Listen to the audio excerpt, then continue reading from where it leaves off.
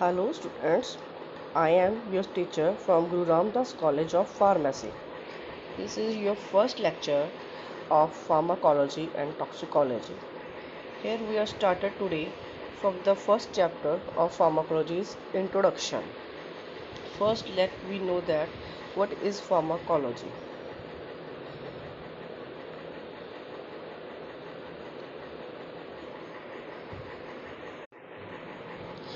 Introduction में हम सबसे पहले पढ़ेंगे कि फार्माकोलॉजी की डेफिनेशन क्या है, स्कोप ऑफ फार्माकोलॉजी क्या है और फार्माकोलॉजीज की ब्रांचेस कौन कौन सी हैं। तो फार्माकोलॉजीज की डेफिनेशन क्या है। Pharmacology is a Greek pharmacology दो वर्ड्स में से मिलकर बनी है, pharmakon and logos. Pharmakon means a drug and logos means a study, that is study of drugs. Study of drugs में क्या आ जाता है, हम जब किसी ड्रग्स को डिटेल में हमें पढ़ना होता है, उसकी डिटेल्स जाननी होती है, जैसे कि वो कितनी हार्मफुल है, कितनी बेनिफिशियल है, उसका यूज़फुल क्या है, वो सब हम कैसे चेक करते हैं, उसकी एक्शंस कैसे चेक करते हैं, उनकी फिजियोलॉजिकल प्रॉपर्टीज़ कैसे चेक करते हैं, केमिकल प्रॉपर्टीज़ कैसे चेक करते हैं, वो सब हम किसी भी लिविंग एनिमल्स, ऑर्गन्स और टिश्यूज़ पर चेक करते हैं। तो फार्माकोलॉजी को हम कह सकते हैं स्टडी ऑफ ड्रग्स, और it is defined as any substance used for the purpose of diagnosis, prevention, relief, or cure of a disease in man and animals.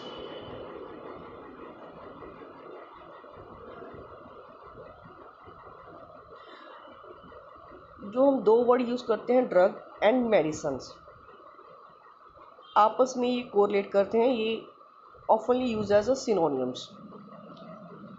Drug एक सिंगल केमिकल एंटिटी हो सकती है, मतलब ये सिंगल कॉन्स्टिट्यूट भी हो सकता है, लेकिन मेडिसिन में वर्ड में जो आ जाते हैं, एक या दो से ज़्यादा कॉन्स्टिट्यूएंट्स होते हैं।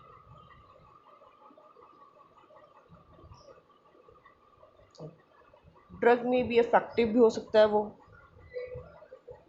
लेकिन उसका साइड इफ़ेक्ट भी हो सकता है। जब हम ड्रग को मेडिसिन की फॉर्म में लिखते हैं, जहाँ पे इसके एक से ज़्यादा कॉन्स्टिट्यूएंट्स होते हैं, तो वहाँ पे ये कलरिंग एजेंट भी हो सकता है, फ्लेवरिंग एजेंट भी हो सकता है, और एनी अदर एक्सीपिएंट्स जो भी उसका एक्टिविटी होगा उस मेडिसिन का, कुछ भी हो सकता है। नेक्स्ट है scope of pharmacology. As compared to other branches of medicine discipline like anatomy, physiology or pathology, pharmacology is a relatively young discipline.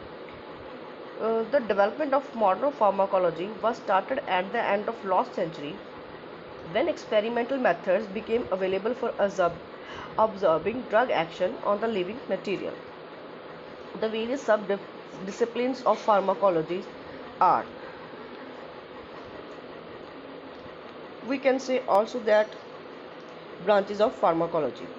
There are main five branches of pharmacology are pharmacokinetics, pharmacodynamics, pharmacotherapeutics, toxicology और फार्माकोमेट्रिक्स। अब हम इनकी definition देखेंगे, जो हमारी main branches हैं। पहली है फार्माकोकाइनेटिक्स। फार्माकोकाइनेटिक्स में क्या आ जाता है, जो ड्रग्स हम या जो भी मेडिसिन हम लेते हैं, उसका एब्जॉर्प्शन क्या है, डिस्ट्रीब्यूशन क्या है, मेटाबॉलिज्म क्या है, एक्सक्रीशन कैसा है। मतलब जो हम लेंगे ड्रग्स, वो एब्जॉर्ब कैसे होती है, हमारी बॉडी में डिस्ट्रीब्यूट कैसे होती है, from one part to another part of the body, from one organ to other, ये फ्रॉम ब्लड थ्रू होता है, कैसे होता है, उसकी मेटाबॉलिज्म कैसे होती है, वो कैसे हमारे अंदर जाके उस अपना काम करती है, जब एब्जॉर्ब हो जाती है, हमारी बॉडी में मिक्स हो गई, हमारा अपना एक्शन शो कर दिया, उसका मेटाबॉलिज्म, उसका मैकेनिज्म ऑफ एक्शन क्या है। And then excretion of drugs, जो रह जाता है, जो एब्जॉर्ब नहीं होता ड्रग का पार्ट, उसकी एक्सक्रीशन कैसे होती है, वो फार्माकोकाइनेटिक का पार्ट आ जाता है।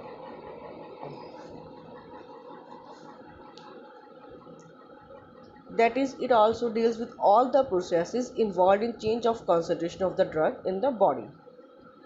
एक और टर्म जो आती है फार्माकोकाइनेटिक्स में, वह बायो अवेलेबिलिटी।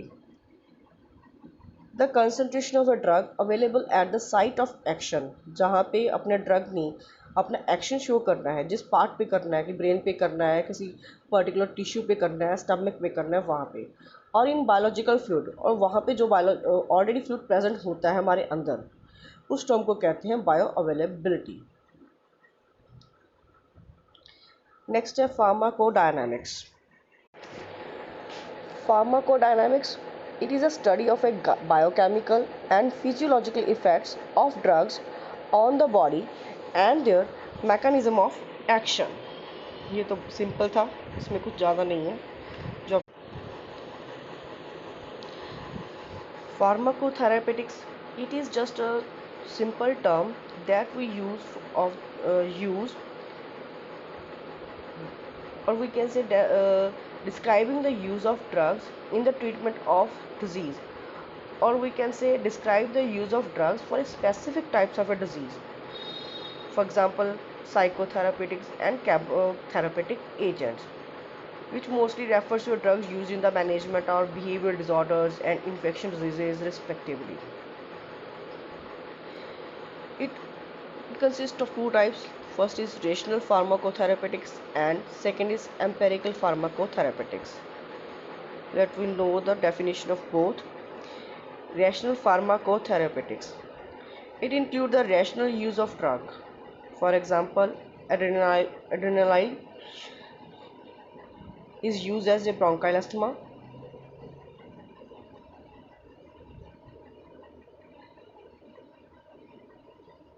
Next है empirical pharmacotherapeutics. It includes the use of drug in particular diseases, but its mechanism of action is unknown. Rational pharmacotherapeutics में जो हम ड्रग यूज़ करते हैं, रैशनल ड्रग्स, उनके हमें मैकेनिज्म ऑफ एक्शन पता होता है।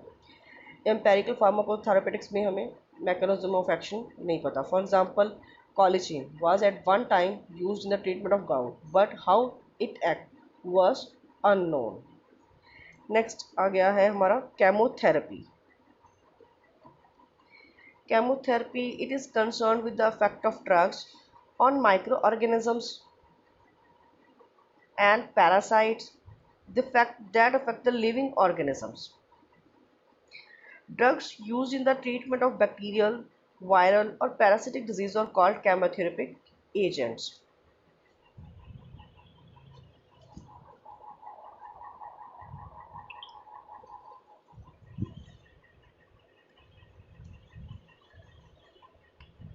पढ़ते हैं, यहाँ पे बताया गया कि ड्रग और पॉइजन, हमें एक टाइम पे डिफ़िकल्ट हो जाता है कि पॉइजन कौन सा है, ड्रग, मतलब डिफ्रेंशिएट करना थोड़ा सा डिफ़िकल्ट हो जाता है।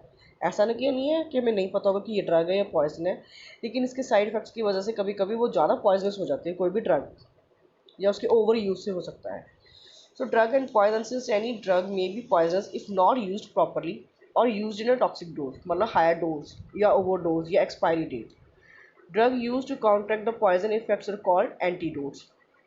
ड्रग्स जो हम पॉइजनस इफेक्ट्स को दूर करने के लिए यूज़ करते हैं, उनको हम कहते हैं एंटीडोट्स। नेक्स्ट है फार्माकोमेट्रिक्स। It is a branch of pharmacology which deals in the identification and comparative evaluation of a drugs. दो और दो से ज़्यादा ड्रग्स के आपस में उनकी आइडेंटिफाई और उनका कंपैरिजन, उनके वैल्यूएशन, इसमें हम कह सकते हैं कि उसकी एब्जॉर्प्शन, मेटाबॉलिज्म सब कुछ चेक करते हैं। लेकिन जो दो सिमिलर आइडेंटिकल डिफरेंट उनकी ड्रग्स जो सेम सी होती है, मतलब बाय नेम कह सकते हैं, बाय नॉमेनक्लेचर कह सकते हैं, बाय स्ट्रक्चर कह सकते हैं, थोड़ा बहुत सेम होता है, तो उनका जो हमें पता, उनका कंपैरिजन करना होता है।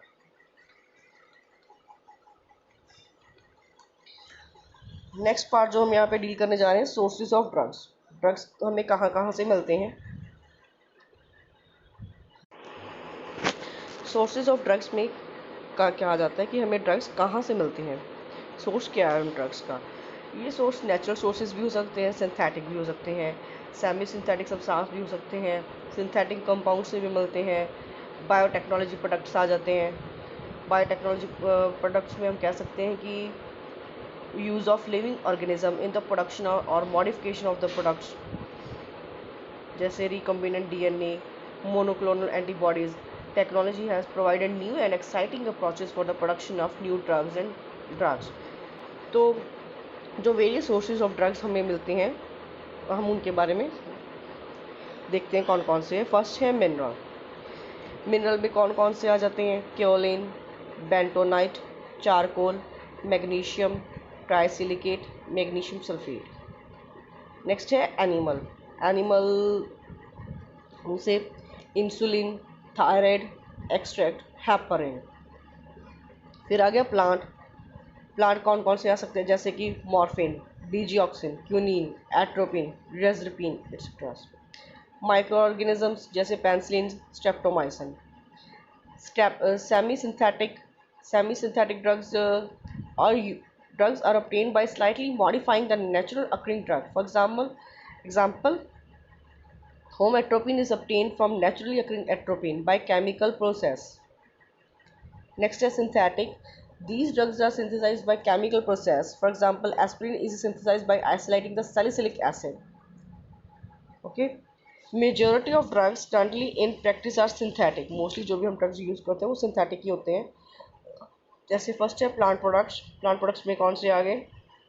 The important plant products alkaloid, glycosides, oils, fixed and volatile, resins, gums, tannins, antibacterial substance. यहाँ पे एक अल्कलॉइड्स का ग्राफ भी दिया हुआ है, टेबल दिया हुआ है 1.1।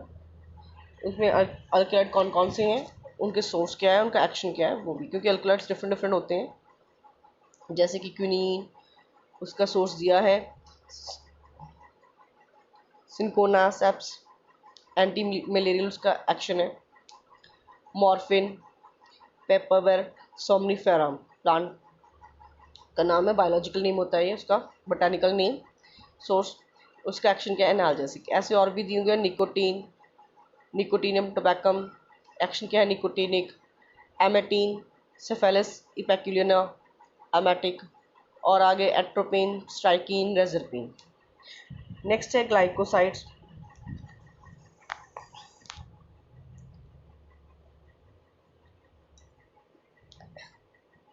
These are the compounds which on hydrolysis give a glycons, that is genin part and sugar. Next दूसरा part, a glycon is a biological active part while sugar is inactive but essential for absorption of glycosides. Glycan और ग्लाइकॉन mighty दोनों ही ज़रूरी होती है। इसका एक sugar mighty होती है, एक नॉन शुगर माइटी होती है, लेकिन ग्लाइकोसाइड्स की एक्टिविटीज़ के लिए दोनों पार्ट का होना ज़रूरी है। Digoxin, digitoxin, gitoxin are some example of medicinally important glycosides.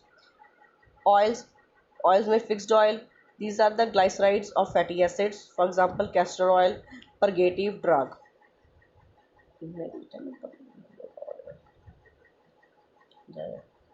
Volatile oil, these contains essence, chemically these are terpene or some polymer of it. Volatile oils are used as carminatives, counter irritant, analgesics, olive oil, etc. Resins, they are formed by oxidation or polymerization of volatile oils and are insoluble in water but soluble in alcohol. These are also include oleoresins which contain volatile oil along with resins. Next है gum. These are the secretory products of plant. Plant में से release होते हैं.